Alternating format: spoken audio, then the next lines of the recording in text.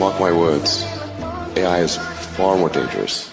Continue to believe there will come very powerful models that people can misuse in big ways. Hello guys, welcome to Thresh Creates.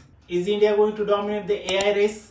Why these top tech AI leaders are coming to India? What is AI India Summit? आपण खरंच अमेरिकेचेच product आयुष्यभर वापरणार आहेत का? भारत यावेळेस खरंच काहीतरी करणार आहे की उगाच फक्त जस्ट टॉक?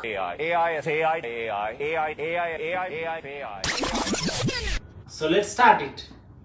16 ते 20 फेब्रुवारी 2026 दिल्लीमध्ये प्रगती मैदान येथे AI इंडिया समिटचं आयोजन केलं गेलेलं आहे.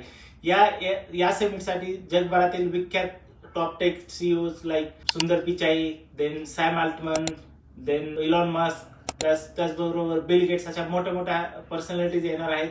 आणि त्याचबरोबर 100 पेक्षा जास्त देशांनी यामध्ये आपलं नाव नोंदवलेलं आहे.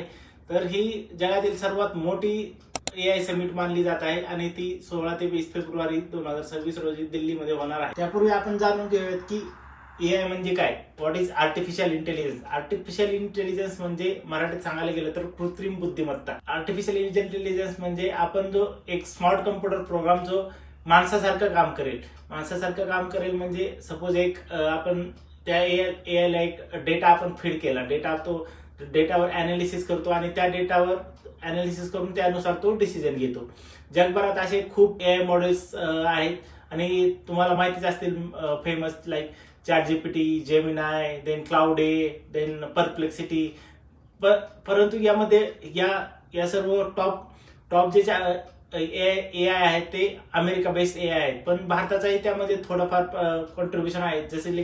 जसे की परप्लेक्सिटी आहे, त्यानंतर भारत GPT आहे, देन भारत जेन आहे, परत सर्वम आहे, देन जो आपले जोहोचे फाउंडरचा झिया एक प्लॅटफॉर्म आहे जिथे आपण नाही का AI रिलेटेड किंवा AI रिलेटेड ऍक्टिव्हिटीज आपण करू शकतो. खरंच भारत AI मध्ये लीडर होऊ शकतो का? किंवा त्या दृष्टिकोनात भारतानं मागील काही वर्षात किंवा भविष्यात काही पाऊल उचलले आहेत का?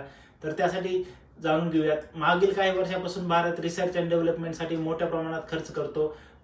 2026-27च्या बजेटमध्ये भारताने डेडिकेटली 1000 करोड 10,000 GPUच्या उभारणीसाठी डेडिकेटली 1000 करोडचं बजेट अलोकेट केलंय. त्यानंतर रिसर्च अँड डेव्हलपमेंटसाठी भारताने यावर्षी 1 लाख करोड रुपयांचं कॉन्ट्रीब्युशन दिलेलं आहे. आणि 2047 पर्यंत क्लाउड आणि डेटा सेंटरच्या इन्व्हेस्टमेंटसाठी टॅक्स हॉलिडे डिक्लेअर केलेले आहे. टॅक्स हॉलिडे म्हणजे त्यावर कुठल्याही प्रकारचा टॅक्स चार्ज केला जाणार नाही. भारत या समिटमध्ये कोणत्या मुद्द्यांवर फोकस करणार आहे तर सर्वांसाठी affordable and easy use AI available करणे, भारतातील जे रिअल लाईफ प्रॉब्लेम्स आहेत ते फाइंड आउट करणे आणि त्याच्यावर सोल्युशन फाइंड आउट करणे, आणि डे टू डे लाईफ मध्ये आणि प्रॅक्टिकल यूज केसेस मध्ये AIचं इम्प्लिमेंटेशन करणे. त्याचबरोबर मोठ्या प्रमाणात इन्व्हेस्टमेंट मिळवणे आणि भारतीय टेक कंपनीज त्याचबरोबर जे स्टार्टअप्स आहेत त्यांना प्रमोट करणे आणि त्या मोठ्या प्रमाणात त्यांना AI वापरण्यासाठी किंवा AI डेव्हलप करण्यासाठी प्रमोट करणे. खरंच भारत AI रेस डॉमिनेट करू शकतो का? किंवा जे गव्हर्नमेंट ज्या पद्धतीने पाऊल उचलत आहे त्या व्यतिरिक्त भारताने काय स्टेप्स उचलायला हव्यात? Let me know your thoughts in the comment section guys. Thanks for watching me. Please like, share and subscribe.